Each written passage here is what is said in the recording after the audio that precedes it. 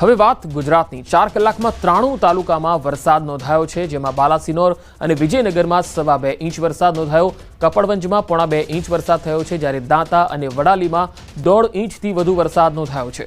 સોનગઢ, પલસાણા અને માંડવીમાં 1.5 ઇંચ વરસાદ થયો છે, જ્યારે 6 તાલુકામાં 1 ઇંચ જેટલો વરસાદ નોંધાયો છે। તો રાજ્યભરમાં વરસાદનો માહોલ લગાતાર જામ્યો છે અને છેલ્લા 24 કલાકમાં તો વરસાદ પડ્યો, પરંતુ છેલ્લા 4 કલાકના જે આંકડા છે એ પણ 93 તાલુકામાં 4 કલાકમાં વરસાદ નોંધાયો છે।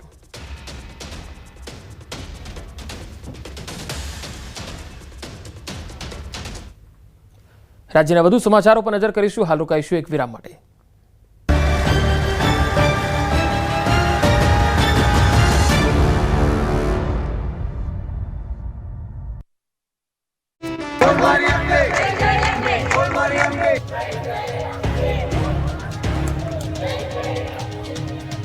बोल मारी अंबे जय जय अंबे, अंबाजी दूर है जाना जरूर है। હવે આ શબ્દોથી અંબાજી હાઈવે ગુંજી ઉઠશે। 1 સપ્ટેમ્બરથી યાત્રાધામ અંબાજી ખાતે ભાદરવી પૂનમનો મહામેળો શરૂ થનાર છે, પરંતુ તે પહેલા જ ભાદરવા સુદ એકમ અને રવિવાર હોવાથી યાત્રિકોની ભીડ ઉમટી પડી। બોલ મારી અંબે જય જય અંબેના નાદથી મંદિર પરિસર ગુંજી ઉઠ્યું। ભાદરવી પૂનમના શરૂઆતથી શ્રદ્ધાળુઓએ અંબાજી મંદિરે ધજા ચડાવી ધન્યતા અનુભવી। માતાજીના શાંતિપૂર્ણ માહોલમાં દર્શન થાય તેમજ પોતાની ધજા શાંતિપૂર્વક ચડાવી શકાય તે માટે ભક્તો મેળા પૂર્વે જ માતાજીને ધજા ચડાવવાનો તેમજ દર્શન કરવાનો લાવો લઈ રહ્યા છે। જો કે મંદિર ટ્રસ્ટ દ્વારા આ વખતે યાત્રિકોને સુખ સુવિધા માટે અલાયદી વ્યવસ્થા પણ કરવામાં આવી છે। 7 દિવસીય મેળામાં યાત્રિકોને વીમા કવચથી સુરક્ષિત કરાયા। આ વખતે સુવિધામાં વધારો કરાયો। હવે 50 કિલોમીટર સુધીની હદ સુધી આ વીમો કવચ લાભ આપશે। અગાઉ 20 કિલોમીટરની પેરીફેરી વિસ્તાર હતો, પણ રાજસ્થાનથી પણ લોકો મોટી સંખ્યામાં આવતા હોય છે, તેથી આ નિર્ણય લેવાયો છે। આ વખતે હદ મર્યાદા વધારતા પબ્લિક લાયબિલિટી વીમાની રકમ 10 કરોડની કરી દેવામાં આવી છે। મંદિર ટ્રસ્ટે 283 કરોડના રિસ્કનો વીમો ઉતરાવ્યો છે। ધરોઈ ડેમમાંથી પાણી છોડાતા સાબરમતી નદીમાં આવ્યું પૂર, રિવરફ્રન્ટ બંધ કરાયો। રાજસ્થાન અને ઉત્તર ગુજરાતના જિલ્લાઓમાં ભારે વરસાદને કારણે આ વિસ્તારની નદીઓમાં પાણીની આવક વધી છે। ઉપરવાસમાંથી થયેલી પાણીની આવકને કારણે ધરોઈ ડેમમાંથી સાબરમતી નદીમાં પાણી છોડવામાં આવ્યું છે, જેથી અમદાવાદમાં સાબરમતી નદી 2 કાંઠે વહેતી થઈ છે। ગાંધીનગરનું સન સરોવર તથા વાસણા બેરેજમાંથી પાણી સાબરમતી નદીમાં છોડવામાં આવ્યું। સાબરમતી નદીનું પાણી ધોળકા, ભાટ સહિતના ગામોમાં આગળ વધી રહ્યું છે, જેથી વટવા, વિજલપુર, દસક્રોય અને ધોળકા વિસ્તારમાં રહેતા લોકોએ તકેદારી રાખવાની અપીલ કરાઈ છે। સાબરમતી રિવરફ્રન્ટના વોકવે અને લોઅર પ્રોમિનાડ પર પાણી ફરી વળ્યા છે। સાપ જેવા પ્રાણીઓ પણ નદીના પાણીમાં તણાઈ આવ્યા છે, જેને જોવા માટે શહેરીજનો રિવરફ્રન્ટ પર આવી રહ્યા છે, પરંતુ સાવચેતીના ભાગરૂપે રિવરફ્રન્ટને બંધ કરવામાં આવ્યો છે। ધરોઈ ડેમને ઉત્તર ગુજરાતની જીવાદોરી ગણવામાં આવે છે। ડેમમાં હજુ પણ પાણીની આવક ચાલુ છે, તેને જોતા એવું લાગે છે કે ધરોઈ ડેમના પાણી પર નિર્ભર વિસ્તારોને આવતા વર્ષે પાણીની તંગી નહીં પડે। તો ગાંધીનગરમાં સન સરોવર ડેમના તમામ 21 ગેટ ખોલાયા અને નદીમાં પાણી છોડાયું। પાણી છોડાતા કાંઠાના 28 ગામોને એલર્ટ કરાયા। સન સરોવર ડેમની સપાટી 52.45 મીટર છે। સાથે જ સંવેદનશીલ જગ્યાઓ પર ફાયર અને પોલીસનો પોઈન્ટ મુકાયો છે। હાલમાં માણસા તાલુકા, ખડાત, મહુડી, અનોડિયા, ડોડિયાલ, વરસોડા, લાકરોડા, ગુણમા, અંબોડ, અમરાપુર સહિતના ગામ સરપંચ અને તલાટીઓ અને આગેવાનોને લોકોને સૂચના આપવામાં આવી છે। તો સાબરમતી નદીમાં પાણી આવ્યા બાદ વાસણા બેરેજમાંથી પાણી છોડાયું। પાણીની આવકના પગલે સાબરમતી નદી પરના વાસણા બેરેજના દરવાજા ખોલી પાણી છોડાયું, જ્યારે પાણી છોડાતા બાકરોલ ગામના 25 લોકો ફસાયા છે। જોકે તંત્રના કારણે લોકોનું રેસ્ક્યુ કરવામાં સફળતા રહી। ઘટનાને પગલે નદી કાંઠે ગ્રામજનો એકઠા થયા, જ્યારે તંત્રને આ અંગે જાણ કરવામાં આવી, જેના પગલે ફાયર બ્રિગેડની ટીમ ઘટના સ્થળે પહોંચી હતી। પાણીની આવક વધતા સાબરમતી નદીએ રૌદ્ર સ્વરૂપ ધારણ કર્યું। ઉપરવાસમાંથી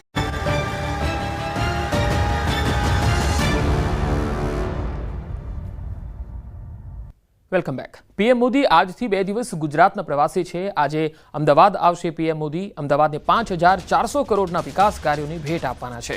શહેરી વિકાસ, ઉર્જા, રસ્તાઓ અને રેલવે પ્રોજેક્ટની ભેટ મળવાની છે। આજે સાંજે 6 કલાકે નિકોલમાં કાર્યક્રમ છે, જનસભાનું આયોજન છે। એટલું જ નહીં, પીએમ મોદી 3 કિલોમીટર લાંબો રોડ શો પણ યોજશે। એરપોર્ટથી જીબી ઓફિસ નરોડા પાસે ખોડલધામ મેદાન સુધીનો આ રોડ શો રહેશે। નિકોલના ખોડલધામ મેદાન ખાતે જાહેર સભાને સંબોધશે। તો પ્રધાનમંત્રી નરેન્દ્ર મોદી આજથી 2 દિવસ ગુજરાતના પ્રવાસે છે। વિવિધ પ્રકારના વિકાસ પ્રોજેક્ટોની ગુજરાતને ભેટ તેમના ઉપસ્થિતિમાં મળવાની છે, જેમાં ઉર્જા, રસ્તા, અલગ અલગ રેલવેના પ્રોજેક્ટો પણ છે।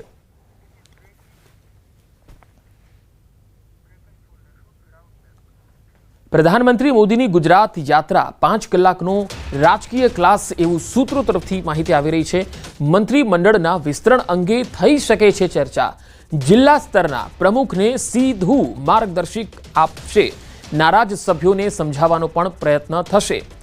તો આ એક મહત્વપૂર્ણ અપડેટ પણ આવી રહી છે કે પીએમ મોદીની ગુજરાત યાત્રા આગામી દિવસોમાં ભાજપ માટે ખૂબ જ મહત્વપૂર્ણ સાબિત થવાની છે. સૂત્રોના હવાલેથી આ ખબર છે કે પીએમ 5 કલાકનો વિશેષ રાજકીય ક્લાસ લેવાના છે, જેમાં રાજ્યના શહેર અને જિલ્લા સ્તરના પ્રમુખો અને પ્રવક્તાઓને સીધી માર્ગદર્શિકા આપવામાં આવશે. તો પીએમ સૌપ્રથમ તમામ શહેરોના ભાજપ પ્રવક્તાઓ સાથે બેઠક કરવાના છે, એવી પણ વાત સૂત્રો તરફથી આવી રહી છે.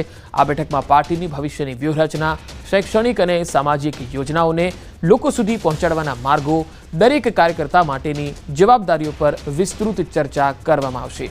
ત્યારબાદ પીએમ તમામ જિલ્લા અને શહેર પ્રમુખો સાથે એક અલગ બેઠક પણ કરશે, જ્યાં સ્થાનિક સમસ્યાઓ, કાર્યદક્ષતાના મુદ્દાઓ અને સંગઠન મજબૂત કરવા માટેના પગલાં પર ચર્ચા થશે. સૂત્રોનું માનવું છે કે રાત્રે કેટલાક અગત્યના નેતાઓને પણ પોતાના નિવાસસ્થાને પીએમ બોલાવી શકે છે.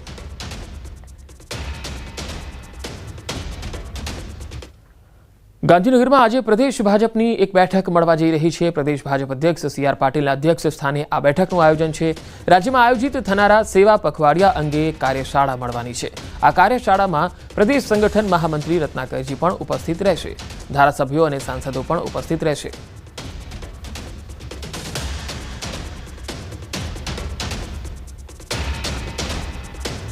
વડોદરામાં કુંઢેલા સ્થિત સેન્ટ્રલ યુનિવર્સિટી ફરી વિવાદમાં આવી.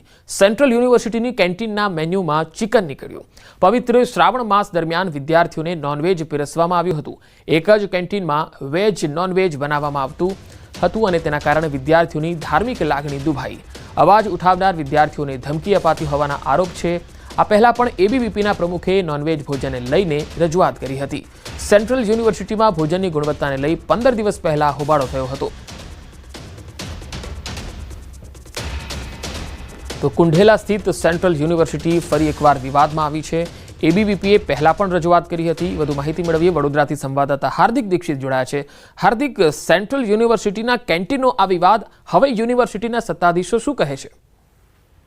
બિલકુલ પંકજ, જો આ કુંઢેલા સ્થિત જે સેન્ટ્રલ યુનિવર્સિટી છે એની વાત કરીએ તો વિવાદ અને સેન્ટ્રલ યુનિવર્સિટી બંને એકબીજાના પર્યાય થઈ ગયા છે. કારણ કે આ જે વિવાદ છે તે ઘણો મોટો છે.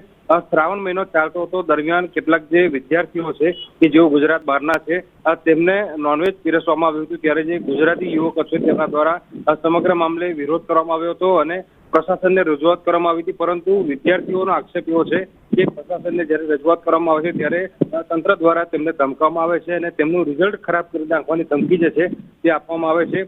ઉલ્લેખનીય બાબત છે કે થોડા સમય અગાઉ જ આ રીતનો એક વિવાદ જે છે તે સેન્ટ્રલ યુનિવર્સિટી ખાતે થયો હતો અને ભોજનની ગુણવત્તા સામે સવાલો ઉઠ્યા હતા. કેન્ટીનનો કોન્ટ્રાક્ટ તાત્કાલિક રદ કરીને બીજો કોન્ટ્રાક્ટ અપાયો હતો, પરંતુ કોન્ટ્રાક્ટ બદલ્યા બાદ પણ સ્થિતિ જે હતી તેની તે જ છે. એટલે ટૂંકમાં કહીએ તો સેન્ટ્રલ યુનિવર્સિટી જ્યારે વિવાદમાં આવી રહી છે ત્યારે વિદ્યાર્થીઓને ત્યાં રહીને ભણવું ખૂબ જ મુશ્કેલ બની છે. પંકજ જી હાર્દિક, આભાર માહિતી આપવા માટે. તો એક જ કેન્ટીનમાં વેજ અને નોનવેજ પીરસવામાં આવતા વિદ્યાર્થીઓએ હોબાળો મચાવ્યો હતો અને આ એક વિવાદિત મામલો પણ બની ગયો છે.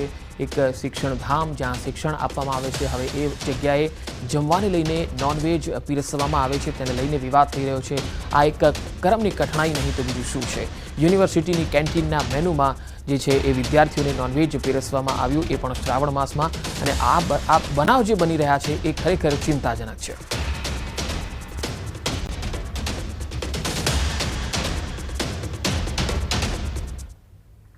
અને હવે નજર ટોપ 3 હેડલાઇન્સ પર. આગામી 6 દિવસ રાજ્યમાં વરસાદી માહોલ. ઉત્તર ગુજરાતમાં વરસાદનું જોર વધવાની શક્યતા. સાબરમતી નદીના જળસ્તરમાં સતત વધારો. વાસણા બેરેજના 25 દરવાજા 6 ફૂટ ખોલાયા. આજથી પીએમ મોદી 2 દિવસ ગુજરાત પ્રવાસે. 5400 કરોડના વિકાસ પ્રોજેક્ટનું કરશે લોકાર્પણ.